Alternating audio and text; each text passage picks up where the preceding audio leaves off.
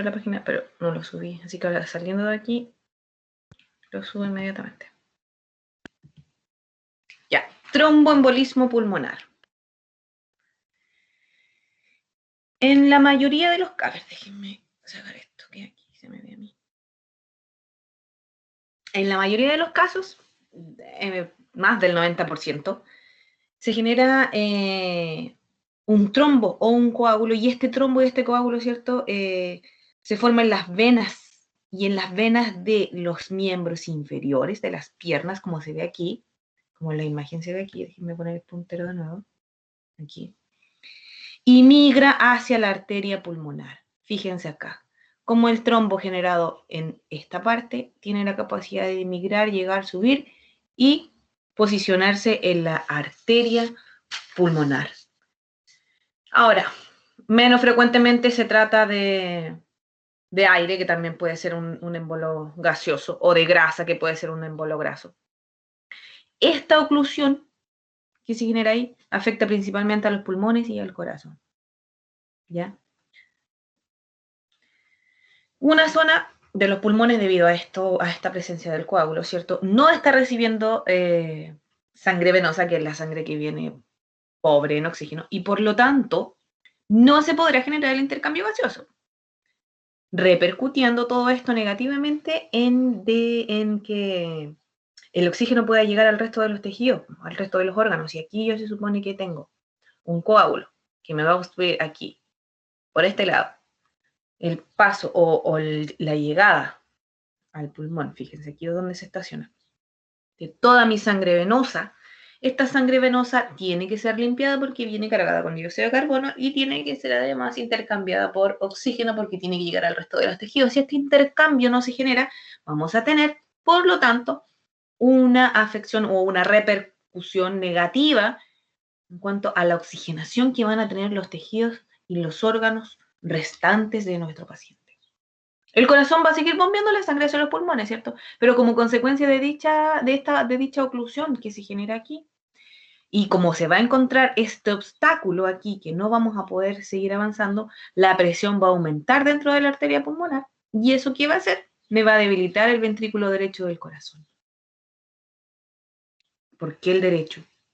Porque ustedes saben que la cavidad derecha es la que envía sangre sin oxígeno a los pulmones, por lo tanto el daño se va a ver ahí, o la presión se va a ver aumentada en el lado derecho del corazón. ¿Ya? Así más o menos es como se genera este tromboembolismo. ¿Cuáles son los síntomas del tromboembolismo pulmonar? Puede haber una sensación de falta de aire, de aparición brusca, así como que de repente uno como que se queda sin aire. Un aumento de la frecuencia respiratoria, un aumento de la frecuencia cardíaca, o sea, mi corazón empieza a aumentar su trabajo y yo empiezo a respirar más rápido a la vez. Y puede que haya una pérdida de conocimiento debido a todo este proceso abrupto de baja en los tejidos de oxígeno, baja la cantidad de tejidos de oxígeno. Se genera un dolor de tórax, pero puede que algunas otras veces sea sintomático. Entonces es bastante relativo. La mayoría de las veces son esas manifestaciones clínicas, pero es relativo. La más frecuente siempre va a ser la disnea, que es esa sensación como de falta de aire y como ese dolor en el tórax y el desvanecimiento. Esas son como las más comunes. Algunas otras que no están descritas ahí, pero que también se pueden considerar como síntomas, puede ser también que puede aparecer fiebre, tos con sangre, porque cuando se acompaña de un infarto pulmonar, que es la zona del pulmón que se necrosa, ¿cierto? O que se muere como consecuencia de la falta de irrigación, puede que esta tos venga acompañada de sangre cuando estamos en presencia de un infarto pulmonar, debido a esta oclusión de paso de sangre. Ahora, cuando el trombo es muy grande, ¿cierto? Y obstruye completamente la arteria pulmonar principal, amanecí con la lengua media trabada, puede provocarse la muerte. Porque si estoy yo ocluyendo la arteria pulmonar principal, miren acá, aquí, si la obstrucción se produce aquí, esto me puede causar la muerte. Depende en dónde se aloje el coágulo, va a ser qué tan agresivo puede ser, y puede, como hablábamos recién, llegar a infartar el pulmón dependiendo la zona de la lesión. Ya. Síntomas, factores predisponentes. Aquí se supone que hay varios factores que se predisponen al tromboembolismo pulmonar. Esto no quiere decir que inevitablemente suceda, o sea, que me va a pasar sí o sí, pero sí me aumentan las probabilidades de que accidentalmente se produzca, ¿cierto?, un tromboembolismo pulmonar. Algunos factores son las fracturas en extremidades inferiores, por ejemplo, fémur, cadera, tibia, etc. Puede ser el embarazo porque crea un estado de hipercoagulabilidad en la sangre. Yo creo que aquellas personas que han estado embarazadas o han tenido algún cercano embarazada, esa es una de las preocupaciones de los ginecólogos, que durante esa etapa se puede generar una hipercoagulabilidad. Y ahí ¿cómo se les trata a las embarazadas? Se les hace tomar aspirina, que es un anticoagulante. Ahora ese tratamiento tiene que dejarse antes del parto porque estos anticoagulantes pueden provocar, ¿cierto?, un derrame durante el parto, por ejemplo, durante la cesárea, Entonces hay que tener cuidado con el tema de la aplicación de estos anticoagulantes. Pero sí, puede que sea durante el embarazo. La obesidad, el cáncer, en especial uno de los subtipos de cáncer del pulmón, que es el adenocarcinoma. Ahí también hay otros, pero que pueden generar los anticonceptivos orales, alguna cirugía, sobre todo, ¿cierto?, durante los días posteriores a la misma se pueden generar estos movimientos de coágulos. Algún trauma mayor también.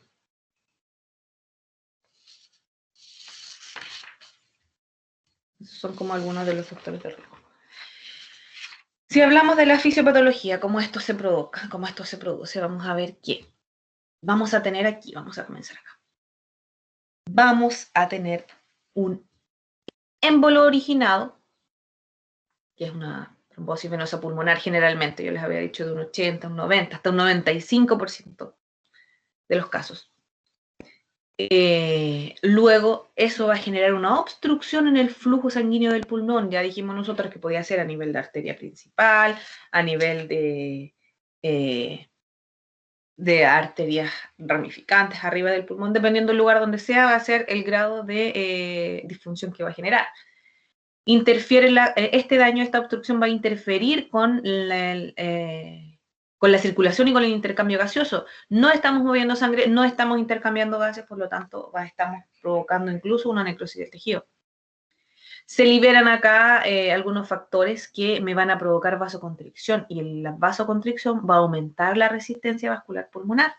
Y el aumento de la resistencia vascular pulmonar debido a la vasoconstricción va a provocar una dilatación del ventrículo derecho que altera la contracción, porque acuérdense que este no movimiento de flujo, esta no circulación, va a provocar que se acumule la sangre dentro del ventrículo derecho y va a hacer que se dilate. Y esto va a alterar la contracción del ventrículo, que genera normalmente un movimiento para permitir el correcto funcionamiento del flujo sanguíneo. Y esto va a generar, ¿cierto?, un mecanismo, o estos factores van a provocar un mecanismo que termina por incrementar la presión arterial pulmonar. ¿Ya? Así es como funciona o cómo se ve esta patología. Diagnóstico. Puede hacerse un análisis de sangre. Se puede aquí ordenar o pedir, ¿cierto?, un análisis de sangre para la sustancia disolvente de coágulos. Ese es un examen que se hace para identificar eso. Los niveles altos de esta sustancia, ¿cierto?, nos van a indicar que hay una alta probabilidad de que se formen coágulos sanguíneos.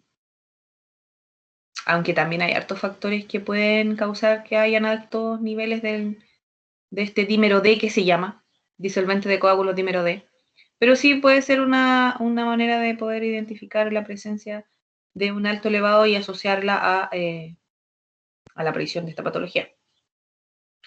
Ahora, los análisis de sangre también pueden servir para medir la cantidad de oxígeno, la cantidad de dióxido de carbono, ¿ya? ¿Por qué? Porque acuérdense que el coágulo en el vaso sanguíneo de los pulmones reduce el nivel de oxígeno, pues entonces ahí también me puede servir para identificar la cantidad de gases presentes en sangre. Además, perdón, hay análisis de sangre mucho más específicos que pueden también identificar si tenemos algún tipo de trastorno de coagulación que sea heredado. Entonces el análisis de sangre entrega como bastante información. Una radiografía, porque esta es una prueba que, bueno, es una prueba que no es invasiva, ¿cierto? Y que muestra imágenes de cómo el corazón y los pulmones van funcionando. Aunque una radiografía, ¿cierto? No puede detectar una embolia pulmonar, pero pueden detectar afecciones, pero perdón, sirve para descartar afecciones que pueden parecer anormales y que podríamos nosotros asociarnos con el proceso de la persona. Una ecografía, que también es un examen no invasivo, que se llama ecografía dúplex. ¿Ya? O también le llaman ecografía por compresión, ¿Y cómo que se hace aquí? Se utilizan sondas de sonido para poder hacer un análisis o para ir explorando las venas del muslo, de la rodilla, de la pantorrilla, de los brazos a veces. Y de esta manera se comprueba si hay o no hay coágulos sanguíneos en venas que son más bien profundas, porque las venas superficiales quizás es más fácil de observar, pero también tiene que hacerse un análisis a nivel de venas que son más bien profundas. Ya también nos puede servir. Una angiografía pulmonar por una tomografía computarizada, que utiliza rayos X, ¿cierto?, para generar imágenes transversales del cuerpo. ¿Ya? También puede servir, porque se crean imágenes en 3D, y estas imágenes en 3D son las que nos pueden ayudar a detectar estas presencias como de anomalías o de cosas extrañas dentro de las arterias de los pulmones. Una exploración de la ventilación y la perfusión, porque acuérdense que vamos a tener problemas con estos procesos. También, ¿cuál me falta? Angiografía de pulmón, que esto provoca o esto genera una imagen del flujo sanguíneo en las arterias de los pulmones. Esta es como la que más se usa para diagnosticar la embolia pulmonar. Pero se supone que la persona que lo tiene que hacer tiene que ser como bien experta en el tema porque se requiere como alto grado de habilidad para hacer esta técnica y tiene como igual varios riesgos. ¿Ya? Se inserta aquí, ¿cómo funciona esto de manera general? Se inserta como una especie de catéter en una vena grande, que generalmente en la ingle, y se pasa por el corazón y por por las arterias pulmonares. Y luego se inyecta una sustancia de contraste en el catéter y ahí se van tomando radiografías. A medida que el colorante va llenando las arterias de los pulmones, se van tomando las radiografías. ¿Ya? Por eso es súper importante que la persona que lo vaya a hacer sea una persona capacitada y que tenga la habilidad para poder administrarla. Una resonancia magnética también puede ser, que es la técnica donde se obtienen ciertas imágenes que se utilizan campos magnéticos y ondas de radio generadas por un computador y ahí se van creando las imágenes detalladas de los órganos y los tejidos del cuerpo.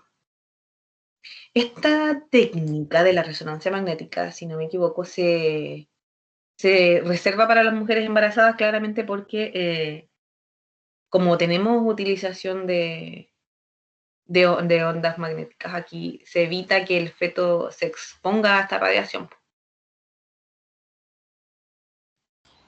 Profesora, Dígame.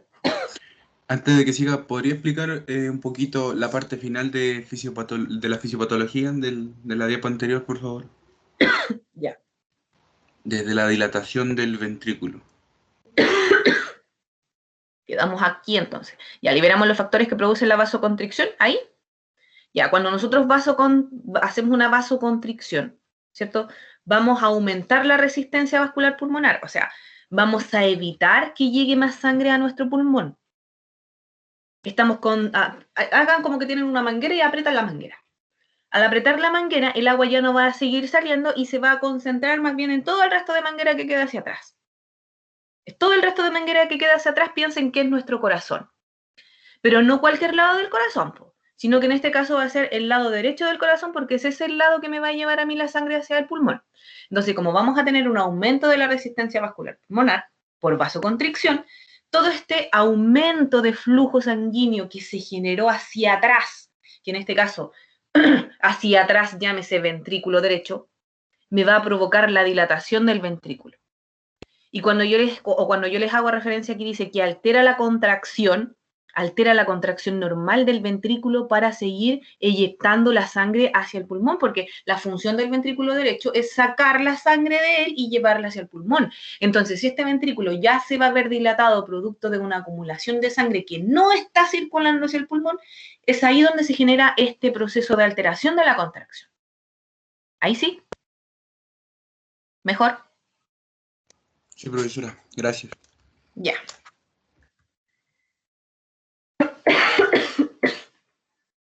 Neumotórax. Esta es bastante conocida también por la mayoría. Y se habla de, en grandes palabras, de manera muy amplia, en presencia de gas, ¿cierto? O de aire en el espacio pleural. Ahí se ve cómo tenemos un pulmón colapsado cuando tenemos aquí diferencias de presiones. Y es como este colapso del pulmón me lo invalida automáticamente. Ahora, nosotros tenemos 2 pulmones, por lo tanto, un colapso de un pulmón significa que vamos a reducir todo nuestro proceso normal de funcionamiento a la mitad. Vamos a tener quizás una elevación del funcionamiento de un pulmón que me va a generar síntomas clínicos claros, pero que no me va a generar un proceso mortal si solamente se ve influido o involucrado un pulmón colapsado. ¿Ya? El neumotórax, como les decía, es la entrada de aire que hay en el espacio pleural y que produce este acúmulo de aire dentro de las capas parietales y viscerales. Yo creo que esa anatomía ustedes ya más bien la manejan, así que no deberíamos tener problema con eso. ¿Y eso qué me provoca? Provoca la compresión y el colapso de nuestro parénquima pulmonar. ¿Ya? Ahora, cuando se habla de, que quizás es bueno mencionarlo aquí también, cuando se habla de sangre en el interior del espacio pleural, eso se llama hemotórax, que también puede venir de la mano con esto. Entonces, según el mecanismo de aparición, vamos a tener algunas clasificaciones. Un neumotórax abierto, un neumotórax cerrado, un neumotórax llamado por tensión. El neumotórax cerrado, que es este que está acá al medio. ¿Qué pasa acá? Hay un paso de una cierta cantidad de volumen del aire, ¿cierto? Al espacio pleural de una sola vez, que puede generalmente esto ser absorbido espontáneamente en días. ¿Ya? Pero aquí no hay compromiso, no hay una lesión directa sobre el pulmón, sino que más bien se produce una aparición de aire que es más bien reversible. Cuando se habla de un neumotórax que es abierto, como es en el caso de acá, fíjense, aquí si el aire penetra y sale por la cavidad pleural a través de una comunicación más bien persistente en la cavidad torácica. Pues ahí se fijan que se genera un daño, una herida en el pulmón y producto de eso se produce el desplazamiento del mediasteno que puede causar hasta un paro cardíaco. Pero aquí fíjense que puede ser por una herida de punción. Puede ser una herida con un cuchillo, una herida con cualquier elemento cortopunzante que me genere a mí un daño directo con una lesión abierta. Y se llama neurotórax a tensión, que es este que está acá, cuando se generan altas presiones y el aire que hace comprime los órganos como el corazón, la tráquea y los desvía, ¿ya? En conjunto con todo hacia un lado hacia el lado contralateral. ¿Y esto qué produce? Una falla del llenado de la aurícula izquierda por la presión que se está haciendo, ¿cierto? Y el paciente produce o genera una especie de shock, debido a que no se llena el corazón con sangre y se presenta una ausencia de pulso, y también hay problemas ahí con la presión arterial. Pero se fijan que se da por las presiones, por las hartas presiones donde el aire comprime los órganos aquí al interior. ¿Ya? A eso se le llama neurotórax a tensión.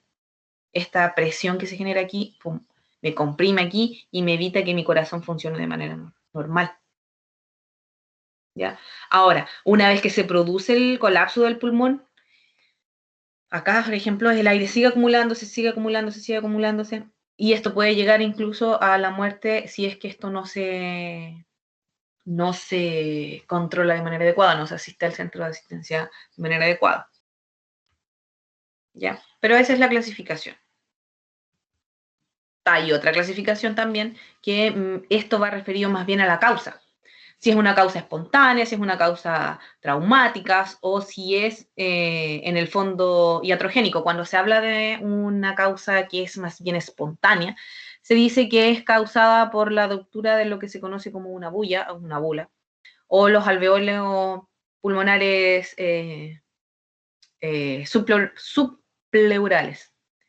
Y estas a su vez pueden ser primarias o pueden ser secundarias. Cuando se habla de primaria, esto ocurre, o se habla de primaria cuando ocurren personas sanas, que no tienen algún síntoma de enfermedad pulmonar. Pero cuando es secundaria, se dice que es más bien asociada o viene de la mano o aparece en el curso de enfermedades pulmonares, enfermedades bronquiales, como la EPOC, por ejemplo, o la fibrosis quística que ya vimos. ¿Ya? Entonces, eso viene de la mano con alguna afección. La que es primaria no tiene síntomas de alguna enfermedad pulmonar, ¿cierto? Y la que es secundaria sí hay un síntoma de la enfermedad.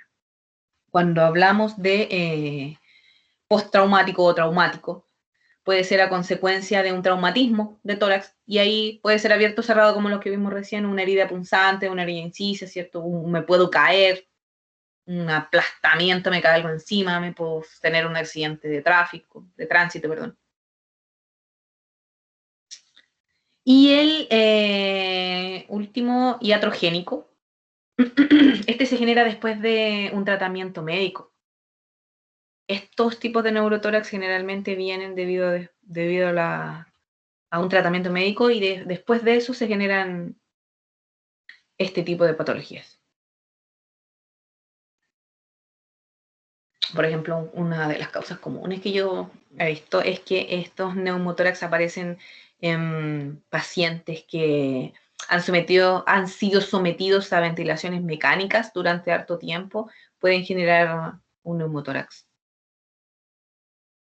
¿Ya? Pero esto viene después de algún tratamiento médico. O sea, se puede hacer alguna biopsia, se puede introducir algún catéter, ¿cierto? En la arteria, en la vena, qué sé yo, después de algún tipo de cirugía torácica. Hay diferentes cirugías que me pueden llegar a generar este neumotórax, ¿ya? Pero espontáneo, traumático o después de una cirugía. Espontáneo, como dijimos, que puede ser causado por la ruptura de una bula que se conoce, que se llama, o una ruptura de los alveolos, ¿ya? En gente que no ha tenido alguna afección respiratoria o en gente que sí padece alguna afección respiratoria y producto de esta afección hay una ruptura quizás de los alveolos pulmonares. El traumático es el más sencillo. Fisiopatología.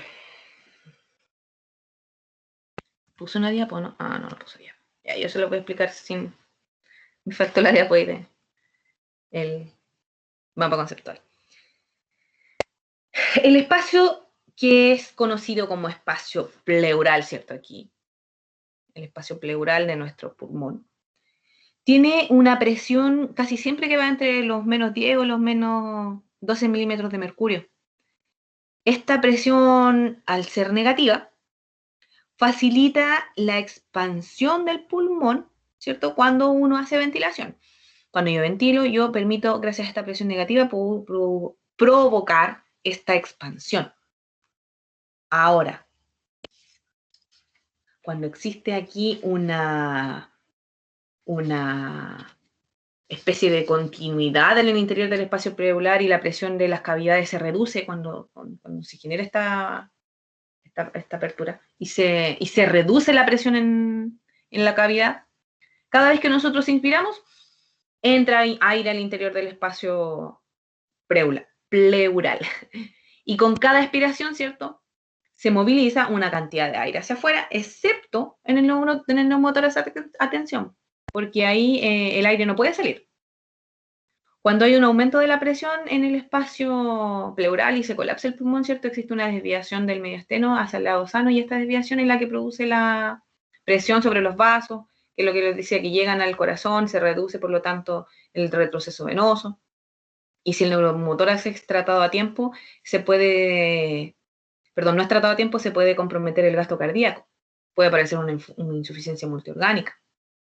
Pero en los mismos mecanismos se presenta el hemotórax que les decía yo, que es cuando hay aparición de sangre.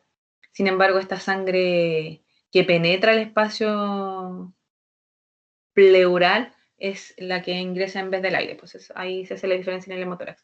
Pero esto viene dado netamente por el tema de presiones, de diferencia de presiones. Cuando se igualan estas presiones es cuando se reduce, cuando hay una continuidad en los espacios, es cuando se produce una baja en la presión de esta cavidad, y es cuando se provoca el colapso, ¿ya? Entonces, viene dado netamente por las diferencias de presiones que son negativas en condiciones normales, y producto de alguna lesión o producto de alguna de los factores que vimos hace un rato, se produce como esta continuidad de las presiones, y estas presiones bajan, y eso me genera a mí el colapso alveolar. El colapso pulmonar en general. Diagnósticos. Hay varias pruebas, ahí se muestra una radiografía, por ejemplo, donde se ve ahí con flechas de marcado. Ahí ustedes, cuando tengan más ojos clínicos, van a darse cuenta de cómo está. Ahí se ve clarito, se ve claramente cómo está desprendido, ¿cierto? Muestra la separación de la superficie del pulmón de la pared torácica. Ahí se ve una radiografía.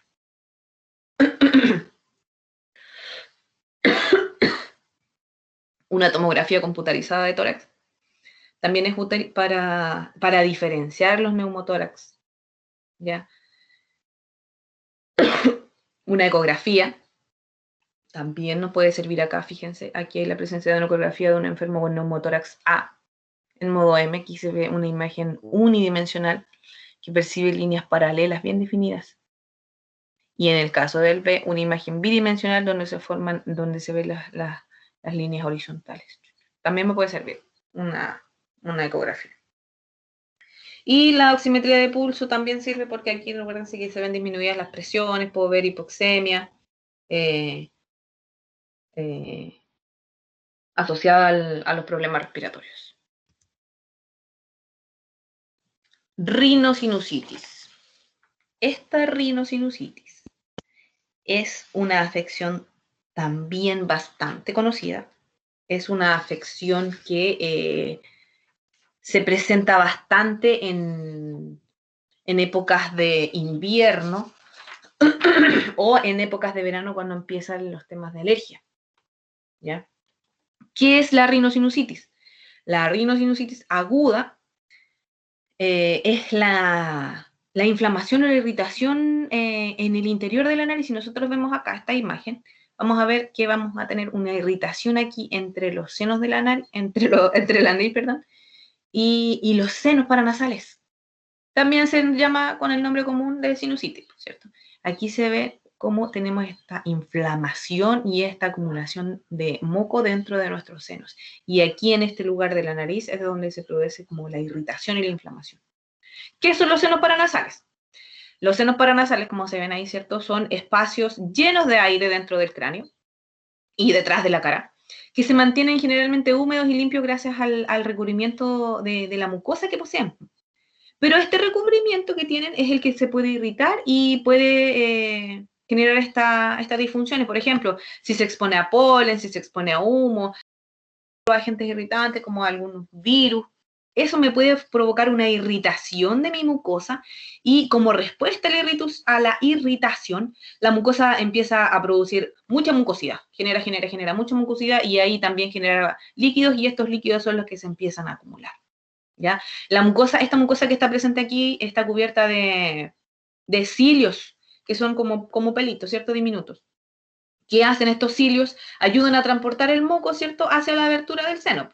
Pero el exceso de moco que se genera aquí puede hacer que los cilios dejen de funcionar y por lo tanto, al dejar de funcionar los líquidos, los senos, perdón, los cilios, dejamos de generar este drenaje. ¿Y esto qué hace? Bloquea la apertura del seno y esto se empieza a acumular al interior de las cavidades. ¿Ya? Produce dolor, se siente como presión. Y claramente esto puede generar aquí, como está humedecido, tenemos gran presencia de moco, esto está estancado, y nosotros vamos a estar por la nariz generalmente respirando, ¿cierto? Y moviendo varios agentes causantes de infecciones, pueda que esto me genere a mí la aparición de bacterias al interior de esto, de los senos paranasales. Por eso muchas veces la sinusitis se trata con antibióticos, porque puede que exista ahí en el interior ya una infección bacteriana debido a que lo que aquí ocurre, esta acumulación de humedad, esta acumulación de mucosa y ¿cómo se llama? Este bloqueo de la abertura del seno que evita como el drenaje, claramente me va a favorecer la aparición de algún tipo de bacteria. Los podemos clasificar por evolución o por gravedad. Aguda, que dura hasta 12 semanas más o menos, que puede ser viral o por un resfriado común, que dura menos de 10 días, o no viral o bacteriana, que va a más de 10 días o menos de 12 semanas, es como el rango. Y si es leve, entre 0 a 3 semanas solamente. ¿Ya? Entonces eso va asociado a la evolución, en el fondo, cuánto nos dura, cuánto tiempo llevamos. Si es aguda puede ser también recurrente, y si es una aguda recurrente podemos pasar a crónica, donde ya vamos a hablar de más de 12 semanas de infección y vamos a generar pólipos, o polipoidea, o vamos a tener aquí aparición de hongos, o la alérgica clásica, que es la que se genera, que yo les decía, cuando llega la primavera. Chuta, se me va a ver.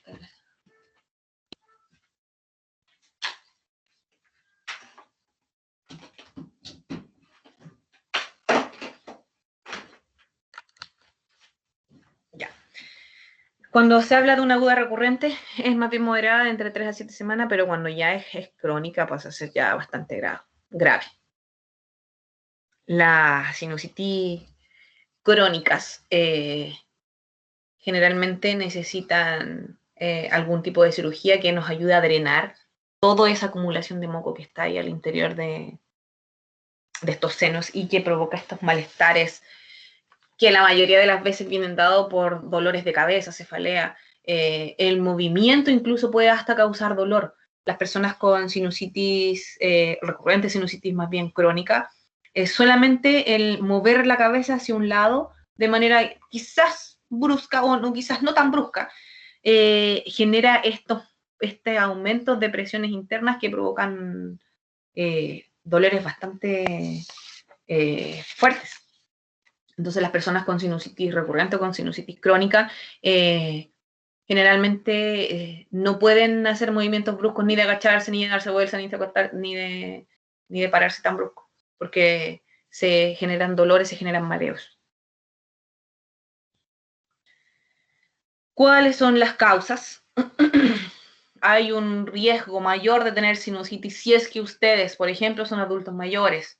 Hay problemas estructurales con los senos paranasales que a lo mejor están evitando el drenaje normal. También puede que esto me genere a mí una mayor probabilidad. Ahora,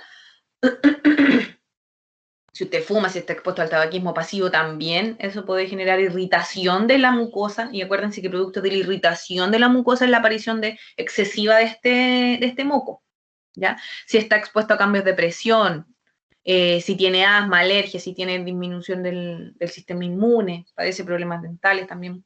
Hay una asociación ahí entre el problema dental y la sinusitis. Ahora, la sinusitis suele ser causada por virus, pero en general hay hartas más probabilidades de que aparezca luego hay más probabilidades de que aparezca luego de tener un resfrío o una gripe, porque acuérdense que debido a eso se genera la debilidad inmune, por ejemplo. Entonces aquí tenemos algunos virus que pueden provocar sinusitis. Rinovirus, el de la influenza, el de la parainfluenza, el adenovirus. o algunas bacterias que me pueden estar provocando también. Puede que sea por algún hongo, como lo dijimos en algún momento que estuvimos hablando, o puede ser un tema alérgico, irritativo, producto de alguna infección asociada al tema dental. Tumores también pueden generar algún trauma, alguna anomalía anatómica de los senos que dijimos que puedan estar bloqueando el drenaje normal. Hay varias formas si es que no fuese debido a alguna infección. ¿Cómo funciona esta, o cómo es esta fisiopatología de la enfermedad? Aquí tenemos un proceso inicial que en el fondo me va a obstruir parcialmente el ostium nasal, que es sinusal, por donde vamos a tener este drenaje. Cuando se habla de un proceso de catarral inicial es cuando yo les decía que tenemos la presencia, ¿cierto?, de algún factor que me esté generando la irritación, me esté generando la disfunción de mi células de los senos paranasales.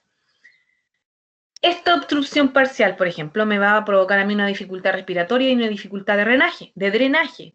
Esta dificultad ventilatoria y esta dificultad de drenaje me va a hacer que se acumulen secreciones aquí, al interior de mis senos.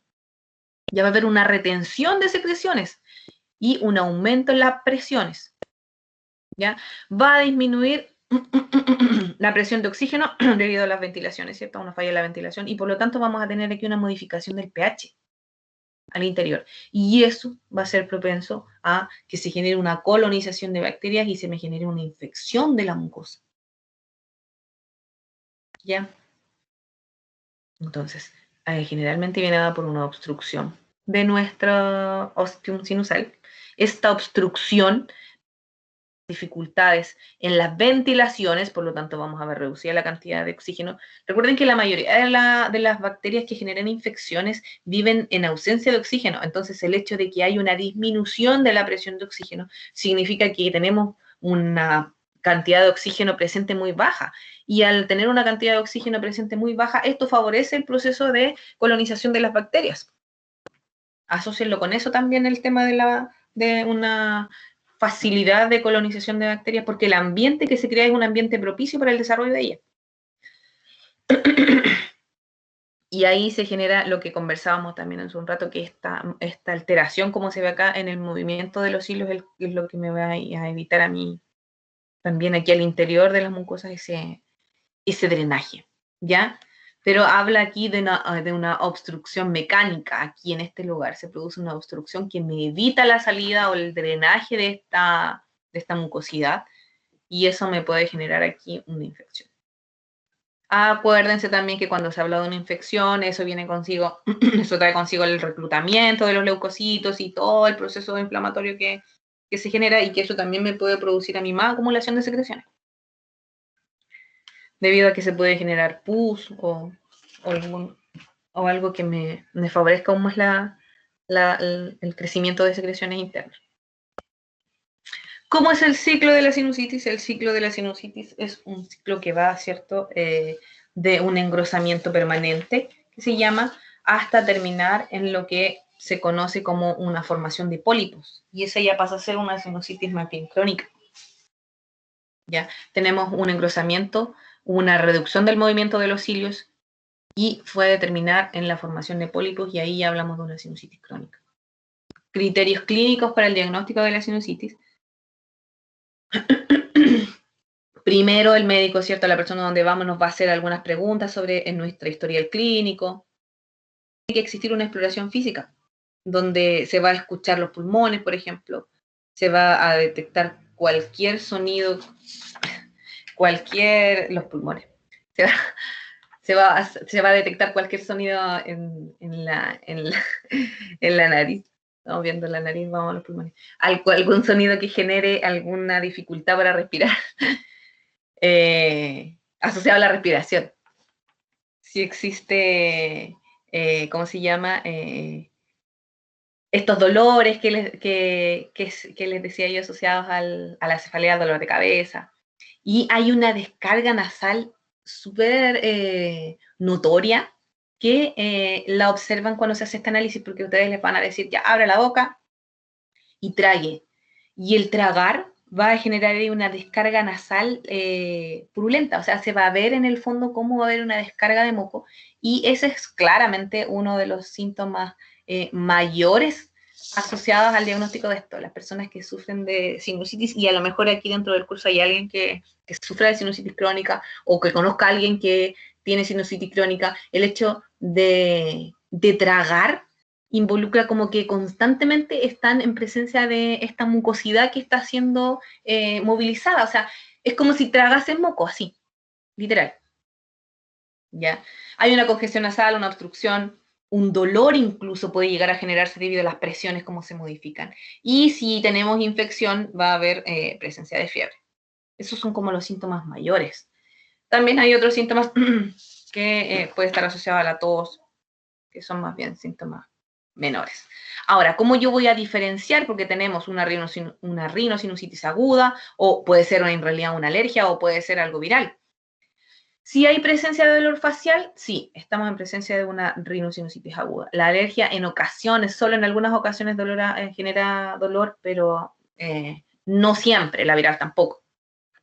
En cuanto al tema de duración, si es una rinosinusitis aguda, dura entre 2 semanas más o menos. Las alergias muy variadas, puede que duren 1 día, 2 días, 3 días, hasta 1 semana. La viral dura menos de 10 días. Si la rinorrea es más bien espesa y amarilla, también se habla de una sinusitis aguda. Acá la alergia son más bien claras, es como que uno tiene como esa mucosidad que se genera, esa liberación de mucosidad, más bien clarita como cosa. Y acá es variada. Fiebre, no siempre hay fiebres. En la alergia no tenemos fiebre, y en la viral es ocasional. Cefalea sí, yo les decía que por el aumento de las presiones ahí, la acumulación de moco, sí se genera una cefalea más bien notoria. En el caso de la alergia no siempre hay dolor de cabeza, en viral tampoco, no siempre. O el tema de la odontología que asociada a la rinofaringitis también es ocasional, pero en la alergia y en el viral nunca se presenta sintomatología asociada al tema dental. Tos, sí, aunque en el viral también sí, y en la alergia es ocasional, también se puede utilizar como un diagnóstico diferencial si es que se hace un análisis en conjunto, no da uno. Una congestión nasal sí, y un estornudo no. La rinosinusitis no hay estornudo, en cambio en el tema viral sí, y en la alergia a veces hay estornudo, a veces no. Pero sí también es más marcado el estornudo en la alergia, pero no así en la rinosinusitis. Ya, justo a tiempo.